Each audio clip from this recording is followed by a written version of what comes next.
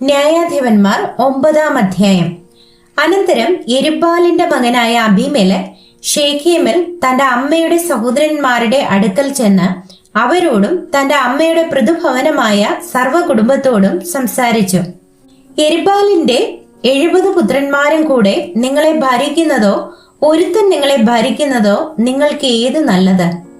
ഞാൻ നിങ്ങളുടെ അസ്ഥിയും മാംസവും ആകുന്നു എന്ന് ഓർത്തുകൊള്ളുവിൻ എന്ന് ശെഖേമിലെ സകല പൗരന്മാരോടും പറവിൻ എന്ന് പറഞ്ഞു. അങ്ങനെ അവന്റെ അമ്മയുടെ സഹോദരന്മാർ ശെഖേമിലെ സകല പൗരന്മാരോടും ഈ വാക്കുകളൊക്കെയും അവനു വേണ്ടി സംസാരിച്ചപ്പോൾ അവരുടെ ഹൃദയം അബീമേലെക്കിങ്കൽ ചാഞ്ഞു. അവൻ നമ്മുടെ സഹോദരനല്ലോ എന്ന് അവർ പറഞ്ഞു. പിന്നെ അവർ ബാൽബെരീത്തിന്റെ ക്ഷേത്രത്തിൽ നിന്ന് 70 വെള്ളിക്കാശ് എടുത്ത് അവന് കൊടുത്തു. അതിനെ കൊണ്ട് അബീമേലെക്ക് തുമ്പുകെട്ടവരും നിസാരന്മാരുമായ ആളുകളെ കൂലിക്ക് വാങ്ങി അവർക്ക് നായകനായി തീർന്നു. അവൻ ഒഫ്രയിൽ തന്റെ അപ്പന്റെ വീട്ടിൽ ചെന്ന് യെരുബ്ബാലിന്റെ പുത്രന്മാരായി തന്റെ സഹോദരന്മാരായ 70 പേരെയും ഒരു കല്ലിന്മേൽ വെച്ച് കൊന്നു. എന്നാൽ യെരുബ്ബാലിന്റെ ഇളയ മകനായ യോഥാം ഒളിച്ചു കളഞ്ഞതുകൊണ്ട് ശേഷിച്ചു. അതിന്റെ ശേഷം ശെഖേമിലെ സകല പൗരന്മാരും മില്ലോ ഗൃഹമൊക്കെയും ഒരുമിച്ച് കൂടിച്ചെന്ന് ശെഖേമിലെ ജ്ഞാപക സ്തംഭത്തിനരികെയുള്ള കരുവേലകത്തിങ്കൽ വെച്ച് അബീമേലെക്കിനെ രാജാവാക്കി.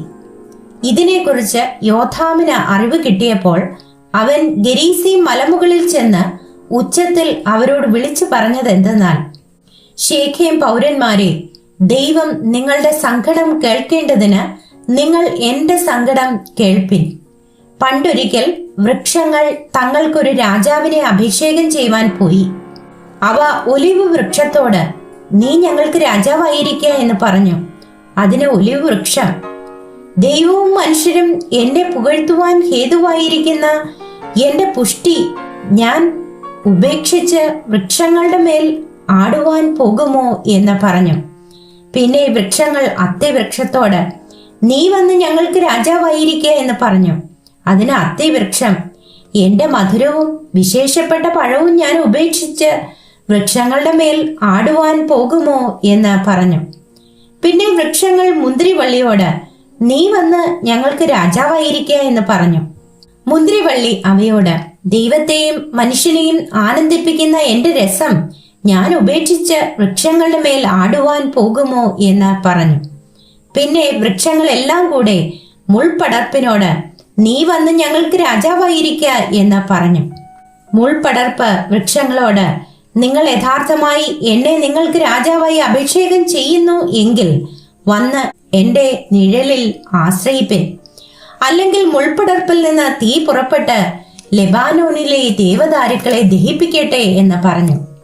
നിങ്ങളിപ്പോൾ അബീമേലെക്കിനെ രാജാവാക്കിയതിൽ വിശ്വസ്തതയും പരമാർത്ഥതയും ആകുന്നുവോ പ്രവർത്തിച്ചത്? നിങ്ങൾ യെരുബ്ബാലിനോടും അവന്റെ കുടുംബത്തോടും നന്മയാകുന്നുവോ ചെയ്തത്? അവന്റെ പ്രവൃത്തിയുടെ യോഗ്യതയ്ക്ക് തക്കവണ്ണമോ അവനോട് പ്രവർത്തിച്ചത്?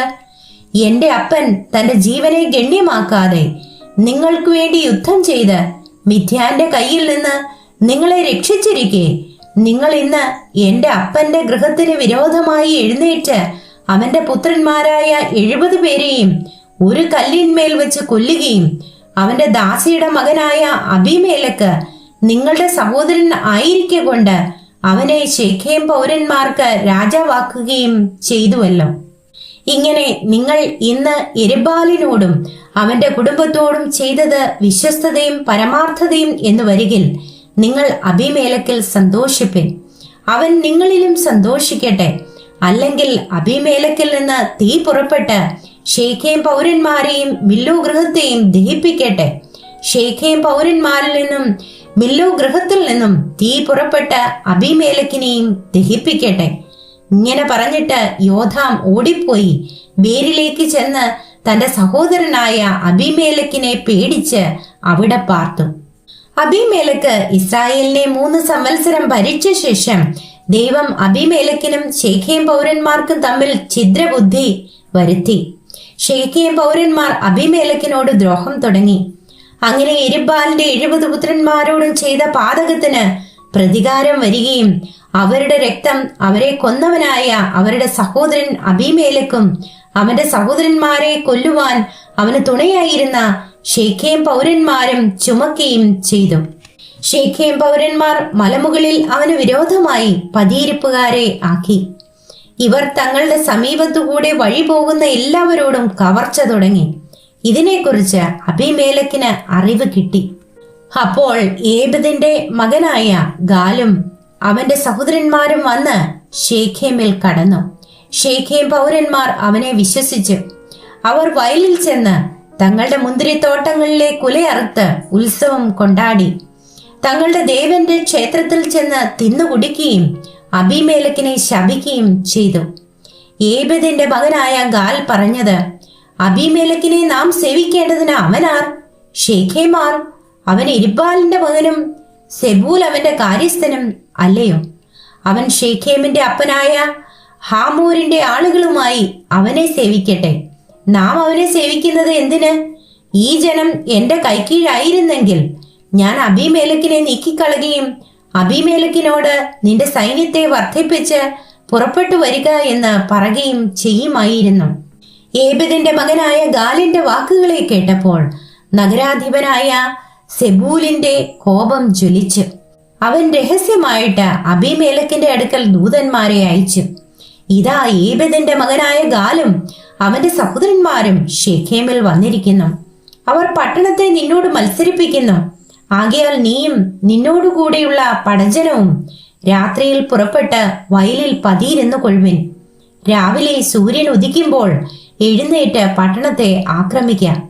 എന്നാൽ അവനും കൂടെയുള്ള പടജനവും നിന്റെ നേരെ പുറപ്പെടുമ്പോൾ തരം പോലെ അവരോട് പ്രവർത്തിക്കാം എന്ന് പറയിച്ചു. അങ്ങനെ അബീമേലെക്കും കൂടെയുള്ള പടജനമൊക്കെയും രാത്രിയിൽ പുറപ്പെട്ട് ശേഖേമിനരികെ 4 കൂട്ടമായി പതിയിരുന്നു.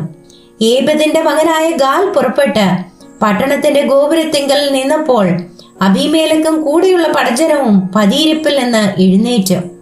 ഗാൽ പടജനത്തെ കണ്ടപ്പോൾ, അതാ പർവ്വതങ്ങളുടെ മുകളിൽ നിന്ന് പടജനം ഇറങ്ങി വരുന്നു എന്ന് സെബൂലിനോട് പറഞ്ഞു.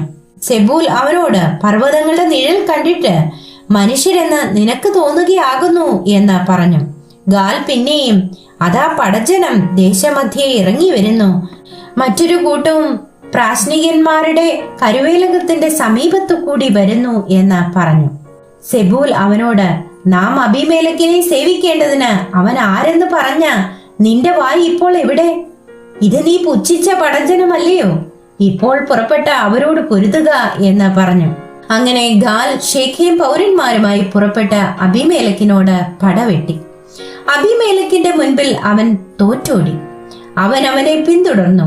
പടിവാതിൽ വരെ അനേകം പേർ ഹതന്മാരായി വീണു. അബീമേലെക്ക് അരൂമയിൽ താമസിച്ചു. സെബൂൽ ഗാലിനെയും സഹോദരന്മാരെയും ശേഖേമിൽ പാർപ്പാൻ സമ്മതിക്കാതെ അവിടെ നിന്ന് നീക്കിക്കളഞ്ഞു. പിറ്റേന്നാൾ ജനം വയലിലേക്ക് പുറപ്പെട്ടു. അബീമേലെക്കിന് അതിനെക്കുറിച്ച് അറിവ് കിട്ടി. അവൻ പടജനത്തെ കൂട്ടി 3 കൂട്ടമായി ഭാഗിച്ച് വയലിൽ പതിയിരുന്നു. ജനം പട്ടണത്തിൽ നിന്ന് പുറപ്പെട്ടു വരുന്നത് കണ്ട് അവരുടെ നേരെ ചെന്ന് അവരെ സംഹരിച്ചു. പിന്നെ അബീമേലെക്കും കൂടെയുള്ള കൂട്ടവും പാഞ്ഞു ചെന്ന് പട്ടണത്തിന്റെ പടിവാതിൽക്കൽ നിന്നു. മറ്റേ കൂട്ടം 2 വയലിലുള്ള സകല ജനത്തിന്റെയും നേരെ പാഞ്ഞു ചെന്ന് അവരെ സംഹരിച്ചു. അബീമേലെക്ക് അന്ന് മുഴുവനും പട്ടണത്തോട് പൊരുതി പട്ടണം പിടിച്ച് അതിലെ ജനത്തെ കൊന്നു.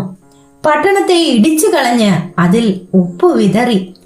ശേഖേം ഗോപുരവാസികൾ എല്ലാവരും ഇത് കേട്ടപ്പോൾ ഏൽബരീത്തിന്റെ ക്ഷേത്ര മണ്ഡപത്തിൽ കടന്നു. ശേഖേം ഗോപുരവാസികൾ എല്ലാവരും ഒന്നിച്ചു കൂടിയിരിക്കുന്നു എന്ന് അബീമേലെക്കിന് അറിവ് കിട്ടി. അബീമേലെക്കും കൂടെയുള്ള പടജനമൊക്കെയും സൽമോൻ മലയിൽ കയറി. അബീമേലെക്ക് കോടാലി എടുത്ത് ഒരു മരക്കൊമ്പ് വെട്ടി ചുമലിൽ വെച്ചു.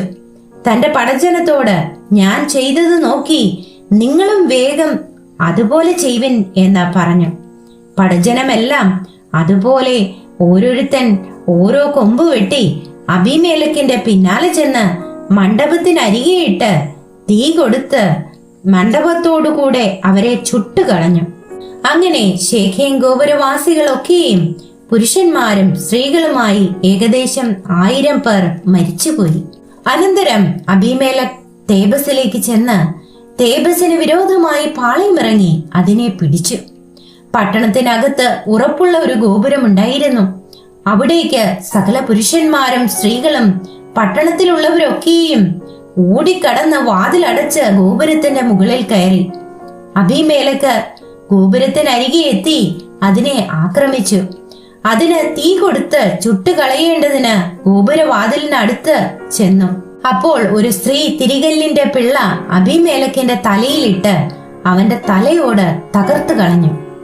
ഉടനെ അവൻ തന്റെ ആയുധവാഹകനായ ബാല്യക്കാരനെ വിളിച്ചു, ഒരു സ്ത്രീ എന്നെ കൊന്നു എന്ന് പറയാതിരിക്കേണ്ടതിന് നിന്റെ വാൾ ഊരി എന്നെ കൊല്ലുക എന്ന് അവനോട് പറഞ്ഞു. അവന്റെ ബാല്യക്കാരൻ അവനെ കുത്തി. അങ്ങനെ അവൻ മരിച്ചു. അബീമേലെക്ക് മരിച്ചുപോയി എന്ന് കണ്ടപ്പോൾ ഇസ്രായേല്യർ താന്താങ്ങളുടെ സ്ഥലത്തേക്ക് മടങ്ങിപ്പോയി.